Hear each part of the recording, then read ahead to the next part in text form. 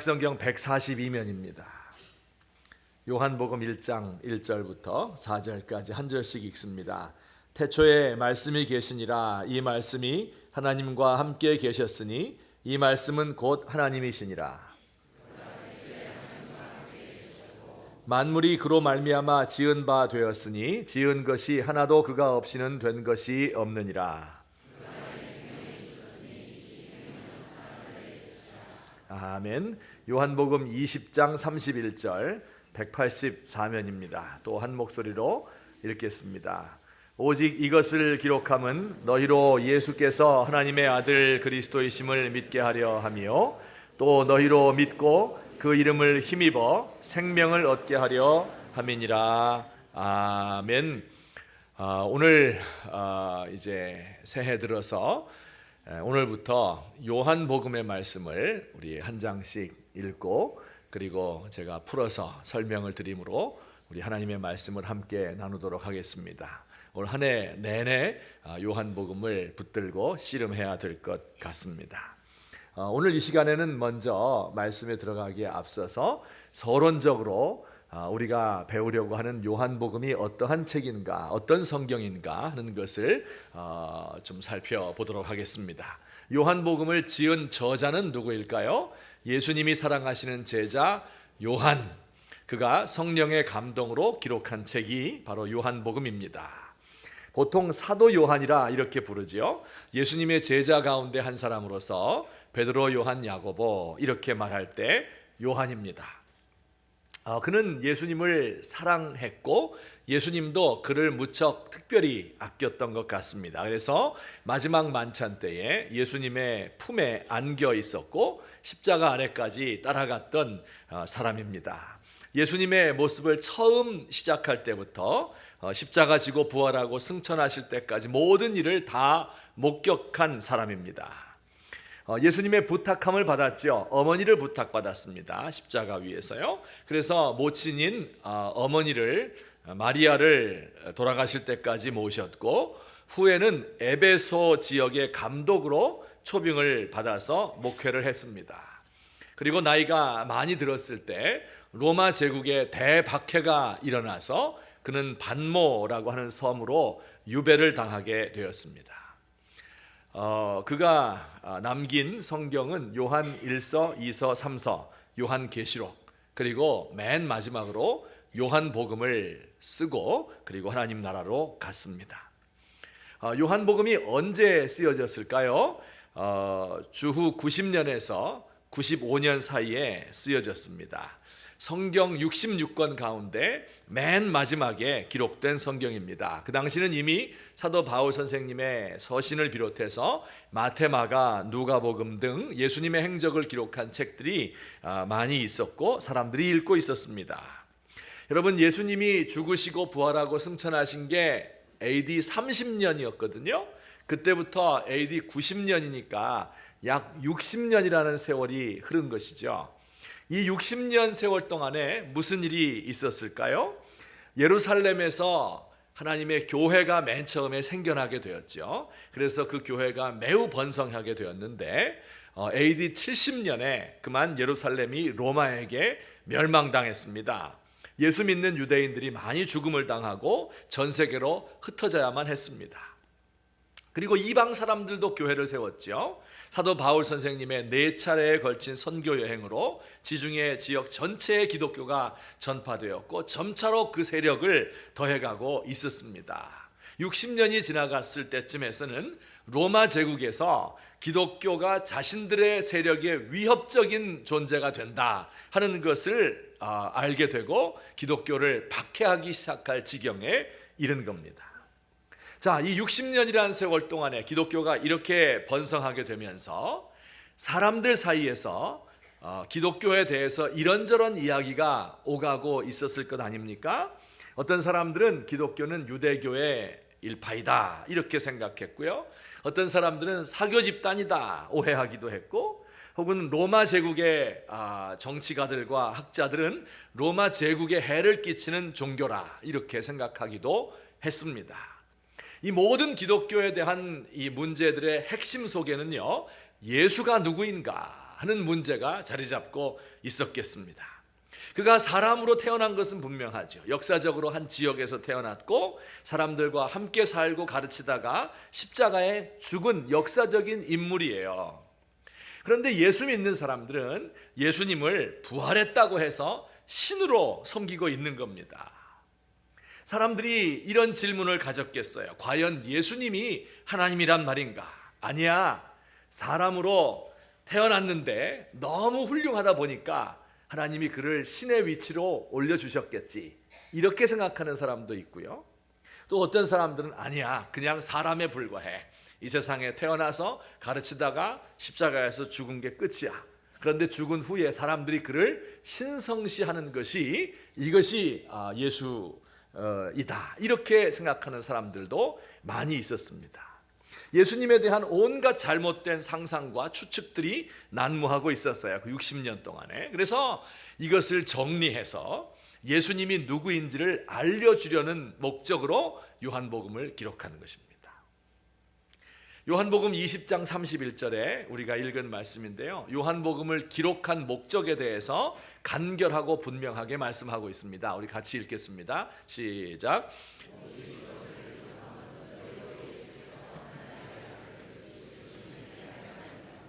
또 너희로 믿고 그 이름을 힘입어 생명을 얻게 하려 함이라. 두 가지 목적으로 기록되었다고 말하죠. 첫째는 예수님이 하나님의 아들 그리스도이심을 믿게 하려고, 두 번째는 그래서 그로 말미암아 영생을 얻게 하려고 기록했다. 이렇게 두 가지로 분명하고 간결하게 말씀하고 있습니다. 예수님의 정체에 대해서 분명한 선언을 한 것이에요.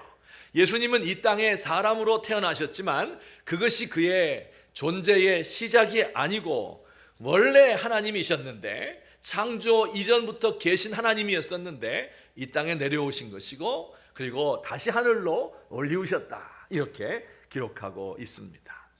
요한복음 1장 1절 우리 초두에도 이 사실을 분명하게 말씀해요. 예수님에 대해서. 우리 다 같이 1장 1절을 읽겠습니다. 시작. 태초에 말씀이 계시니라.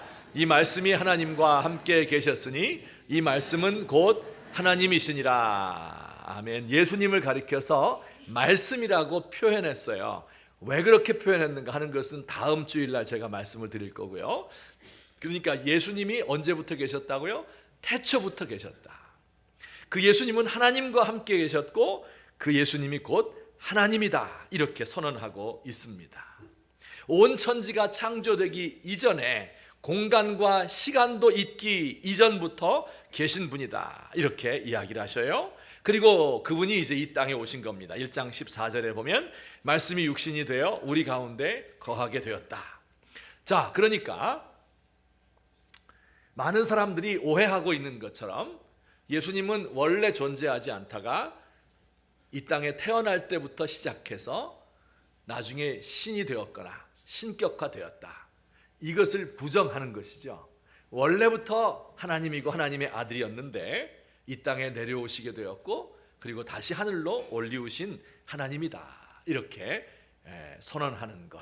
이것이 요한복음의 목적입니다. 자, 여기까지 한번 정리해 봅시다. 요한복음의 저자는 누구라고요? 사도 요한이 성령의 감동으로 기록하였다. 두 번째, 요한복음의 저술 연대는 AD 90년부터 95년 사이에 언젠가. 그 기록한 목적은 두 가지인데 예수님이 하나님의 아들이시고 우리의 구원자이다 하는 것을 믿게 하기 위해서 요한복음을 썼다. 그래서 이 요한복음의 기록 목적처럼 역사상 수많은 사람들이 요한복음을 통해서 예수님을 알았습니다. 예수님이 하나님의 아들이라는 것을 배웠습니다. 그리고 그를 통해서 생명을 얻고 구원을 얻었습니다. 여러분, 우리도 그래서 1년 동안 요한복음을 배우면서 바로 이 사실을 깨달아 알 수 있었으면 좋겠어요. 혹시 우리 가운데 아직도 예수님을 믿지 않고 예수님을 모르고 받아들이지 않는 분이 있다고 하면, 예수님이 하나님의 아들이시고 우리에게 생명을 주시는 구원자이시구나 하는 것을 믿고 생명을 얻게 되는 올 한 해가 되셨으면 좋겠습니다. 그러니 아직도 예수님을 잘 모르고 믿지 못하시는 분들은 1년 동안 빠지지 마시고 요한복음 1장부터 21장까지 예수님이 뭐라고 가르치시는가, 예수님이 어떤 분인가 하는 것을 배우시면 좋겠습니다. 또 우리 가운데 어떤 분들은 나 이미 예수 믿었어요, 1년 동안 이제 교회 안 나와도 되겠네, 그렇게 생각하지 마시고 예수님이 하나님의 아들인 것을 확실히 믿고 그 믿음 가운데 더욱더 굳건히 서시게 되기를 예수님의 이름으로 축복합니다. 아멘. 자, 예수님이 하나님의 아들이다 이렇게 말하면요, 예수 믿는 사람들은 이걸 너무 기초적으로 기본적으로 다 알고 있는 사실이에요. 사도신경에도 하나님을 믿고 그의 외아들 예수 그리스도를 믿는다 매일 고백을 하잖아요. 삼위일체 하나님 믿는다, 성부 하나님, 성자 하나님 믿는다, 이렇게 기본적으로 믿고 있기 때문에 뭐 더 설명할 필요가 있겠나 그런 생각이 들 수도 있는데요. 하지만 이 말을 처음 듣는 사람, 믿지 않는 사람들은요, 그 말을 받아들이기도 어렵고 이해하기도 힘든 말입니다. 예수님이 하나님의 아들이다, 이 말을 어떻게 받아들이고 어떻게 믿을 수 있을까? 아마 이렇게 생각하실 것 같아요. 이 말을 들으면 이게 이제 불신자, 안 믿는 분들이 이렇게 생각해요. 신이 존재한다는 것은 내가 믿을 수 있겠습니다. 이 세상은 신비하고 신기한 일들로 가득 차 있죠.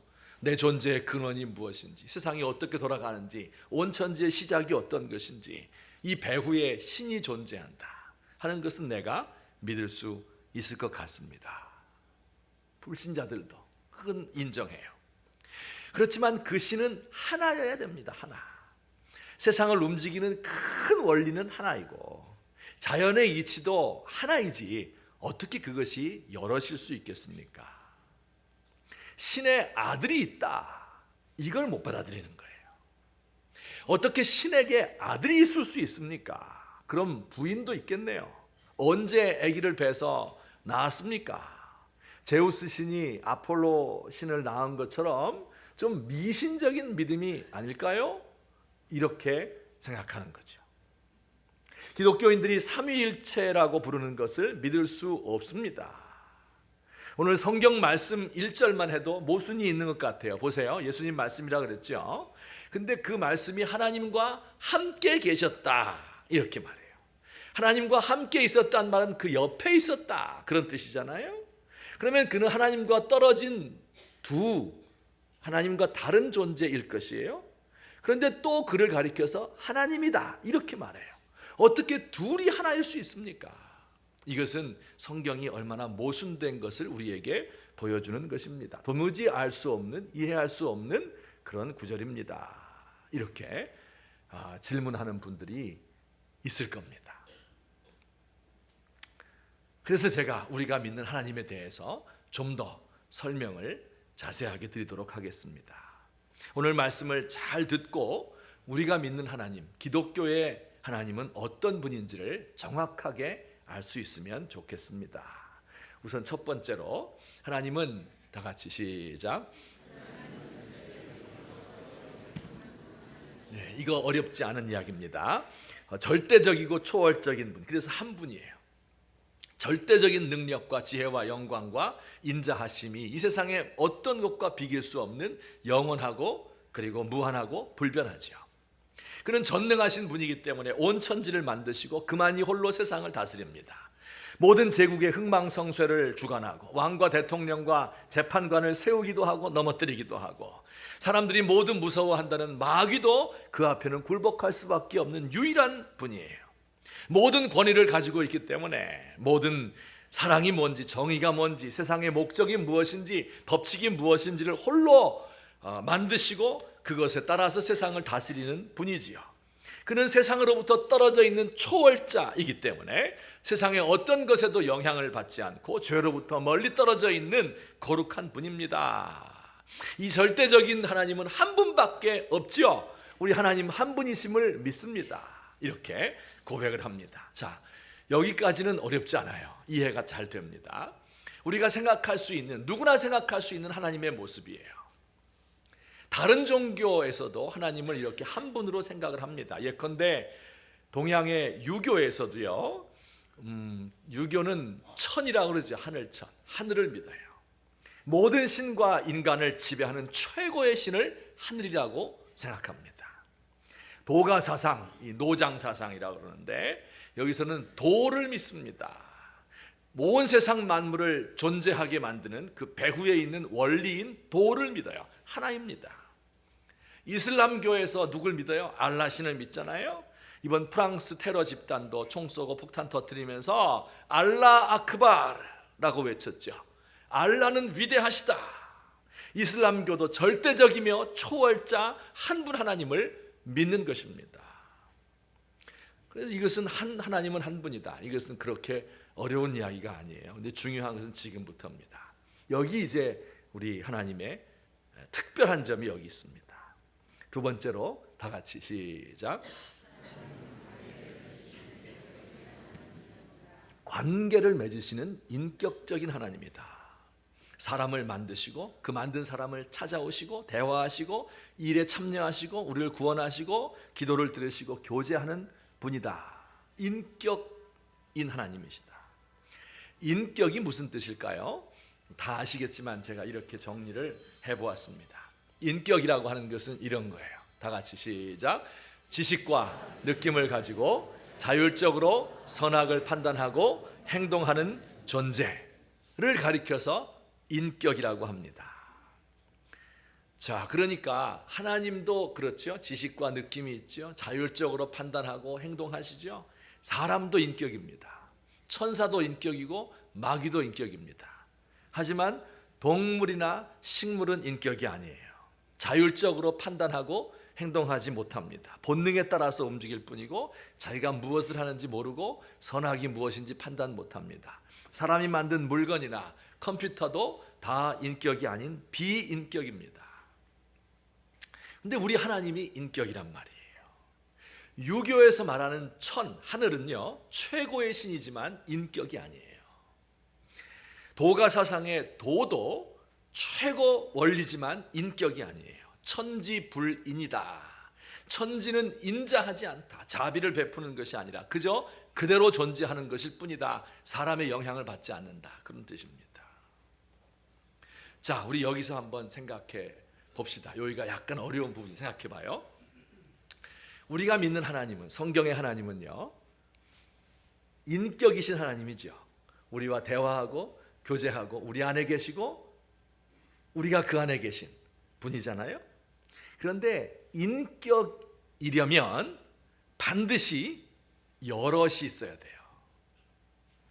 그렇죠? 혼자서 어떻게 사랑을 나눌 수 있겠습니까? 그래서 하나님이 사람이 있어야 사람과 대화를 나누죠. 남편과 아내가 있어야 인격적인 교제를 하죠. 아무도 없이 혼자서는 안 돼요. 그런데 천지가 만들어지기 전에, 사람이 창조되기 전에, 천사도 마귀도 있기 전에 하나님이 한 분뿐이시라면 도대체 누구와 교제할 수 있단 말입니까? 천지가 있기 전에도 하나님은 인격이신 하나님이었고 삼위일체로 존재하고 계신 거예요. 이것이 우리가 믿는 하나님입니다. 요한복음 1장 18절 말씀에 이렇게 되어 있어요. 본래 하나님을 본 사람이 없으되 아버지 품속에 있는 독생하신 하나님, 이런 표현이 있어요. 예수님을 뭐라고 불렀어요? 아버지 품속에 있는 독생자 예수님이다, 이렇게 불렀어요. 그러니까 예수님은요, 하나님이 누구와 결혼해서 낳은 자식이 아니라 품속에 있었던, 하나님 품속에서 그와 영원한 사랑의 교제를 나누고 있었다, 그런 뜻입니다. 자, 어떻게 아버지와 아들이 하나님, 삼위일체 하나님이 사랑을 나누고 있었는지, 어떻게 나누었는지는 우리가 알 길이 없습니다. 여러분, 어린아이들이 엄마 아빠가 이불 속에서 어떻게 사랑을 나누는지 압니까? 몰라요. 어떤 과정을 통해서 자기가 태어났는지 알아요? 모릅니다. 그저 아는 것은 그들이 교제하고 있다 하는 것밖에 모릅니다. 어떻게 성부, 성자, 성령이 서로 다른 셋이면서 동시에 한 분일 수 있는가? 우리는 알 길이 없어요. 왜냐하면 우리 인간은 태어나면서부터 한 인격, 나 한 사람의 한 인격밖에 없어요. 어떤 사람은 나 한 사람의 두 인격, 세 인격이 같이 있는 사람도 있어요.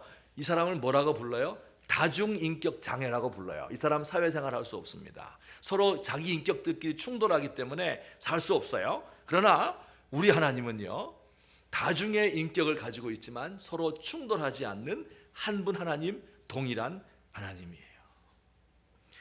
좀 어렵지만 이것이 삼위일체 하나님에 대한 설명입니다. 여러분, 이것은 우리 기독교를 어렵게 만들기 위해서 만들어 놓은 게 아니에요. 절대자이고 초월적이신 그 하나님, 그러면서 동시에 인격이신 하나님을 우리에게 보여주는 그러한 귀한 가르침입니다. 자, 조금 어렵죠? 제가 쉽게 설명을 좀 드릴게요. 어렵게 한번 하고 쉽게 설명드릴게요. 제가 과거에 학교 다닐 때 어떤 교수님이 한 분 계셨습니다. 한 30년도 넘었어요. 근데 얼굴이 항상 술을 드셔서 그런지 얼굴이 빨갰습니다. 근데 그분은 거의 천재에 가까운 분으로서 여러 나라의 언어를 하셨어요. 근데 그분이 이제 프랑스 철학을 가르치시던 분인데 몇 번 학기 초에 강의하시다가 남산 정보부에 잡혀가서 이제 몇 주 후에 돌아오셨는데 반쯤 얼이 빠져서 돌아왔어요. 아마 반정부 사상을 가지고 있었던 분인 것 같습니다. 그러니 그의 강의를 들을 수 있는 기회는 많지 않았고 갔다 와서는 무슨 말 하는지 절대 못 알아들었습니다. 그런데 이분이 이제 강의 시간에 이런 이야기를 했어요. 지나가면서 한 5분 10분 정도 얘기를 했는데 자신도 기독교 가정에서 자라나서 교회에 다녔다는 거예요. 그런데 지금은 더 이상 예수를 안 믿고 교회 안 간다는 겁니다. 그리고 그 이유를 이렇게 말씀했어요. 기독교의 하나님이 인격이라며, 인격신이라며 그 인격은 참된 신이 될 수 없다. 이렇게 얘기했어요. 왜요?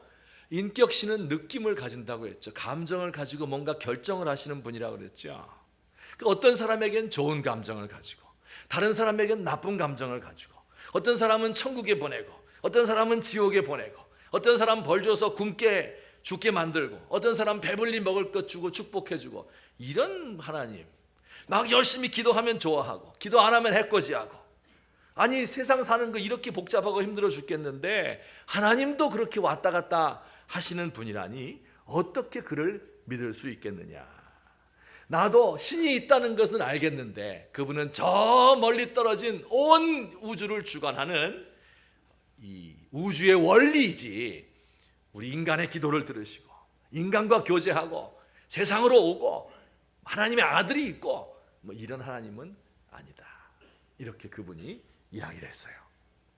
한 5분 10분밖에 얘기를 안 했는데요, 그 말이 제 마음에 와서 꽂혔어요. 은혜를 받았어요. 그래서 막 이게 싹이 나고 자라가고 열매를 막 맺었습니다. 저도 어렸을 때부터 예수님 믿었잖아요. 그런데 기독교의 하나님에 대해서 무언가 석연찮은 부분이 있었는데 바로 이거였구나. 감정과 의지를 가진 인격이라고 하는 것, 얼마나 가변적이고 왔다 갔다 하고 믿을 수 없는 건데 하나님도 그런 분이라니, 이러면서 제 마음에 큰 의심이 들었습니다. 그래서 상당히 오랫동안을 정말로 헤매었습니다. 내가 지금까지 알아왔던 하나님이 이런 분인가? 내 기도를 들어주시는 건 좋은데 다른 사람 기도를 안 들어주다니 결국은 불공평한 분이 되고 마는 것이 아닌가. 그래서 인격 하나님보다 비인격인 유교의 하나님, 불교의 하나님, 또 도교의 하나님, 이런 게 더 옳은 게 아닌가. 그런 마음을 오랫동안 가지고 있었습니다. 그러다가 이런 생각이 들었습니다. 자, 과연 인격이라고 하는 것이 그렇게 안 좋은 것, 저열한 것인가? 인격이 있기 때문에 사랑을 하고, 인격이 있기 때문에 의지를 가지고, 인격이 있기 때문에 자유롭게 살고, 물론 죄도 짓지만 반성도 하고 회개도 하고 목적을 가지며 살아가는 것 아닌가, 그런 생각을 했어요. 좀 더 쉽게 예를 들어보면 여러분, 자동차에 내비게이션이 다 달려있죠. 저는 이 내비게이션이야말로 인간이 발명한 최고의 발명품이 아닌가 그렇게 생각을 합니다. 어쩌면 그렇게 똑똑한지 길 다 알려주고요. 요새는 길 알려주는 것뿐만이 아니라 인공위성으로 실시간 연결을 해가지고 막히지 않는 길로 잘 이렇게 안내를 해줘요. 엄청 똑똑하죠. 또 그 여인의 목소리가 얼마나 상냥하고 젊습니까? 절대 제가 잘못 가도 화를 내는 법이 없고 지적질을 하지 않습니다. 한번 만나보고 싶어요. 어떤 분인지. 내가 길을 잘못 들어도 짜증을 내지 않고 경로를 변경합니다. 금방 변경해서 알려주는 이 똑똑하고 젊고 상냥한 내비게이션, 얼마나 좋아요. 근데 그렇게 좋으면 그녀와 결혼해서 살면 되겠네요. 똑똑하고 상냥하고 젊으니까 더 이상 좋을 게 어디 있어요. 하지만 안 돼요. 왜요? 인격이 아닌 거예요. 인격이 아니야. 내비게이션이 그렇게 똑똑하고 그렇게 젊고 상냥해도요, 줄 수 없는 게 너무 많아요.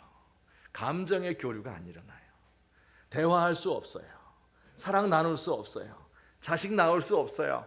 기쁨과 슬픔을 그녀와 공유할 수 없습니다. 그러나 아내는 어떻습니까? 뇌의 주름은 점점 없어져요. 그리고 그게 얼굴로 나옵니다. 과거에 아주 목소리가 상냥했는데 그게 어디론가 남성 호르몬이 많이 분비가 되어서 목소리도 굵어지고 힘도 세지죠. 근데 아내만한 사람이 없죠. 그와 같이 사는 거예요.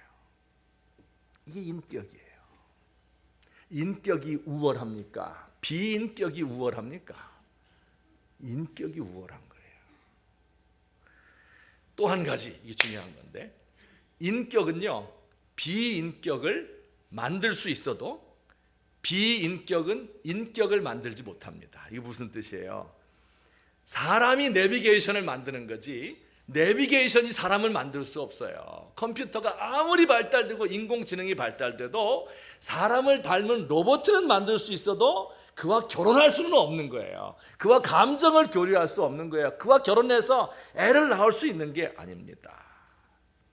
여러분, 생각해 보세요.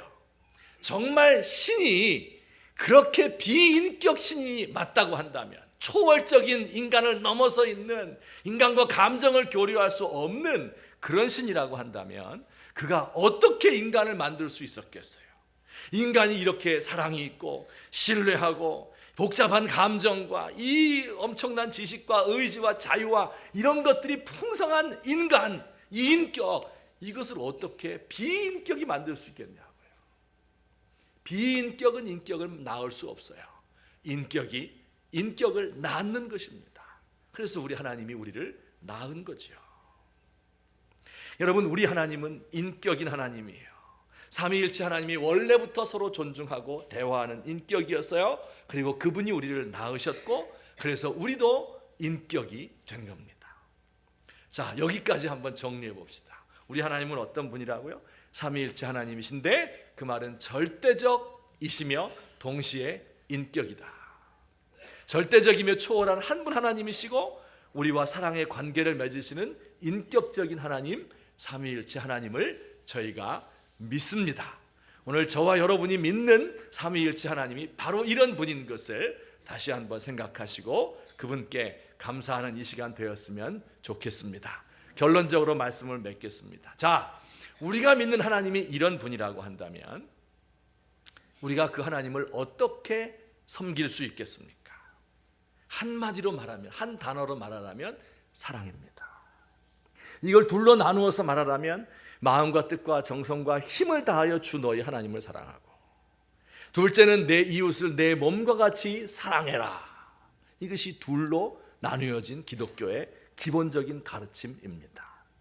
첫 번째로는 절대적 인격이신 하나님을 두려움으로 사랑해야 되는 것이죠. 아버지 안에 아들이 있고 아들이 아버지 안에 있는데, 아버지 품속에 있는 아들인데 그 두 분의 그 교제 사이로 우리를 초청한 거예요. 그래서 우리가 하나님 안에 또 하나님이 우리 안에 있을 수 있게 된 것입니다. 우리를 위해서 아들이 이 땅에 오시고 그래서 우리와 소통하고 대화하기를 원했어요. 예수님은 우리의 형님이고 우리의 친구이고 우리의 남편이십니다. 여러분, 이 사실을 잘 모르는 사람들은 하나님 섬기는 것이 하나님의 법을 지키면 되는 줄로 알아요. 물론 법을 지켜야죠. 어기면 안 되죠. 하지만 하나님의 법은 하나님의 마음, 사랑의 표현일 뿐이에요. 그 법의 핵심이 사랑입니다. 하나님 사랑하는 마음 없이 예배하고 법도를 따르고 찬양하고 시간 정확하게 잘 지키고 술 안 마시고 담배 안 피고 주일 성수하고 11조 내는 거, 그것을 하나님이 기뻐하실 것 같습니까? 여러분, 하나님을 사랑하는 마음, 이게 있어야 되는 거예요. 우리 인간끼리도요, 저 사람이 나를 진짜 사랑하지 않으면서 잘해주면 어떻게 해요? 저기 무슨 속셈이 있는가 보다 생각을 해서 그를 경계하고 의심하지요. 하나님도 똑같아요. 우리의 예배를 받으시는데 다른 속셈이 있어서 예배하는 거 속지 않습니다. 정말 하나님을 그 자체로서 사랑하고 좋아하고 그리고 그를 두려워하고 존중하는 것입니다. 여러분, 이 사실을 잘 모르는 사람, 하나님이 사랑의 근원이다 하는 걸 잘 모르는 사람들은 하나님을 영화롭게 하는 게 내가 사업 잘 되는 건 줄 알아요. 내 아들 서울대학 들어가면 그게 하나님께 영광인 줄 알아요.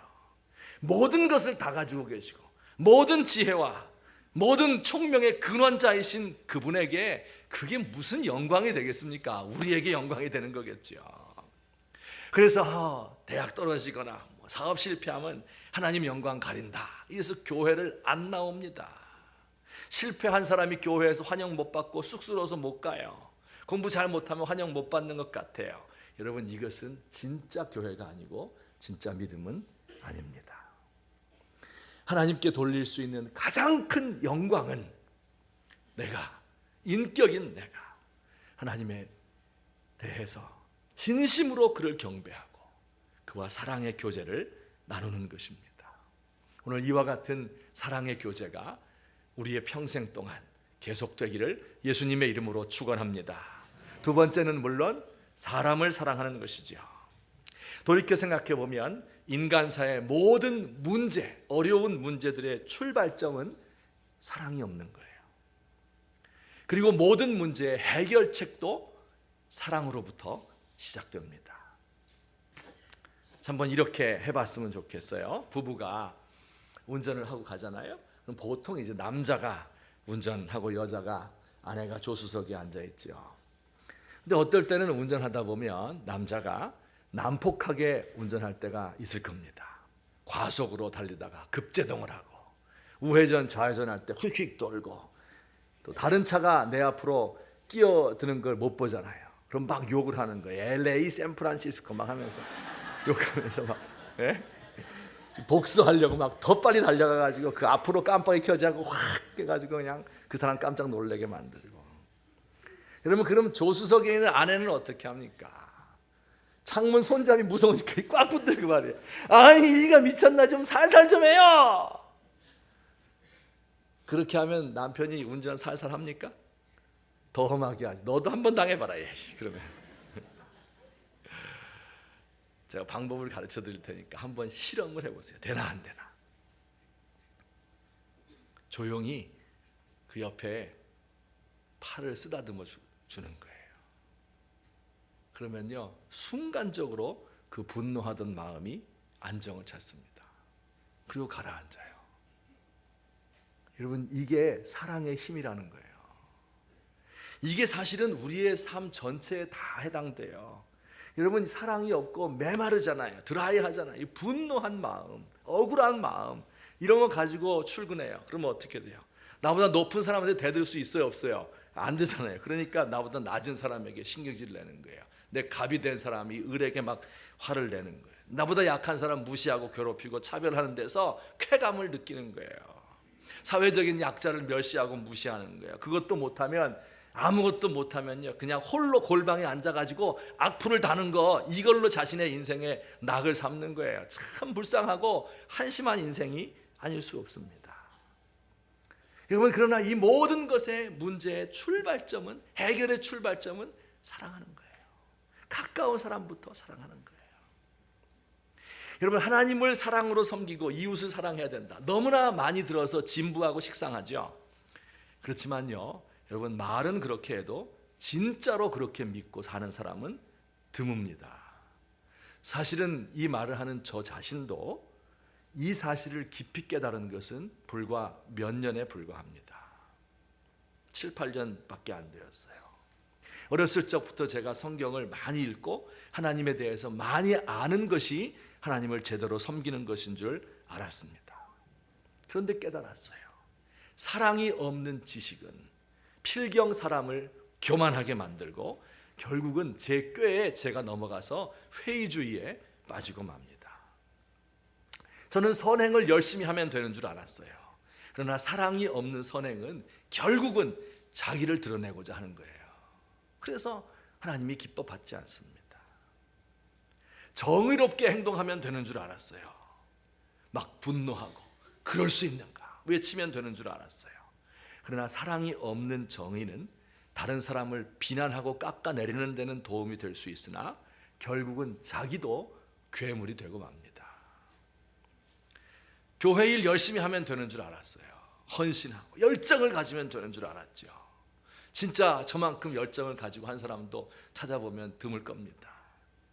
그러나 사랑이 없는 열정은 자기를 실현하고자 하는 욕망에 불과한 거예요. 그리고 다른 사람을, 나처럼 하지 못하는 사람을 무시하고 멸시하는 영적인 교만에 빠지는 겁니다. 우리 사랑하는 성도님들, 가까운 사람부터 사랑할 수 있으면 좋겠어요. 부부간에 얼마 남지도 않았어요. 오늘 성가대 진짜 찬송 잘해주었어요. 얼마 남지 않았어요. 1년을 살지 한 달을 살지 몰라요. 짧은 인생 진짜 그렇게 믿으시죠? 노래는 불렀지만 진짜 얼마 남았는지 몰라요. 짧은 인생 서로 보듬고 사세요. 부부싸움 할 땐 막 저것만 이기면 내가 온 세상을 다 얻을 것 같죠. 그거 이겨보세요. 해봐야 얼마나 내 자신이 한심하게 느껴집니까? 자녀들에게도요, 성질 부리지 말고 따뜻하게 대합시다. 회개 많이 했어요. 과거에 내가 왜 성질 부렸을까 애들한테. 애들이 우리 가정은 따뜻한 곳이다 하는 것을 느낄 수 있도록 이 일보다 명예보다 사람 사랑하는 것이 우선입니다. 죽을 때 내가 이 일 좀 더 못하고 업적을 더 남기지 못해서 후회하는 사람은 한 명도 없습니다. 사랑해야 될 사람을 사랑하지 못해서 사랑을 충분히 주지 못한 것을 후회하기 마련입니다. 우리 하나님은 사랑의 하나님이에요. 인격이신 하나님이에요. 그 하나님에게서부터 뿜어나오는 그 사랑의 따뜻한 광선이 우리의 마음을 따뜻하게 만들고, 그리고 이제는 우리가 이웃들에게 너그럽게 따뜻하게 사랑으로 환대하십시다. 그래서 우리의 교회와 이 세상을 변화시킬 수 있는, 세상을 변화시키는 것은 지식이 아니라 예수님의 사랑입니다 하는 이 진리를 우리 마음속에 꼭 새기시고 우리의 평생을 살아갈 수 있는 저와 여러분 되시기를 예수님의 이름으로 축원합니다. 아멘. 우리 같이 한번 기도드리겠습니다. 오늘 들은 말씀을 생각하시면서 내가 믿는 하나님이 이렇게 위대한 절대자이시고 또한 인격이신 분이구나. 그분이 우리에게 원하시는 것은 그를 진심으로 사랑하고 두려워하고 존경하는 것, 그리고 우리의 주변에 있는 이웃들, 인류를 사랑하고 그런 거 하지 마세요. 그냥 내 가족들부터 사랑하는 거예요. 내가 데리고 있는 사람들부터 사랑하는 거예요. 그들을 위해서 따뜻하게 환대하고 베풀어 줄 수 있는, 작은 것을 나눌 수 있는, 스킨십을 할 수 있는 우리가 될 수 있도록 하나님 우리를 사용해 주십시오. 우리 함께 기도드리겠습니다. 사랑과 자비가 많으신 우리 하나님 아버지, 우리 주님께서는 절대이시고 영원하고 불변하고 무한하신 전능하신 전지하신 분이면서 세상으로부터 초월해 있어서 어떤 사람에게서부터도 영향을 받지 않는, 죄로부터 멀리 떨어져 있는 거룩한 분인 것을 믿습니다. 하지만 동시에 우리를 사랑하셔서 우리를 낳으시고 우리를 위하여 독생자 예수님 보내주시고, 그리고 그분이 이 땅에 오셔서 우리 위해 죽으시고 그리고 우리와 교제하고 그 아버지와 아들의 사랑 가운데 우리를 초청하시는 하나님인 것을 믿습니다. 그 하나님을 진심으로 진실로 사랑할 수 있도록 하여 주옵소서. 우리의 가족과 우리의 형제와 자녀들과 우리의 이웃들과 우리 성도들을 진심으로 사랑할 수 있도록 하나님 우리를 도와주시옵소서. 이 하나님의 사랑이 우리 마음 가운데 따뜻하게 임할 수 있게 하시고, 그 사랑을 가지고 우리의 모든 분노와 모든 억울한 것과 모든 아픈 상처와 모든 과거의 어려운 것들을 극복하며 이기며 승리할 수 있도록 주님이여 우리를 도와주시옵기를 원합니다. 주님의 따뜻한 그 눈길을 마주할 수 있게 하시고 주님의 손길을 맞잡을 수 있도록 하나님 우리에게 찾아와 주시옵소서.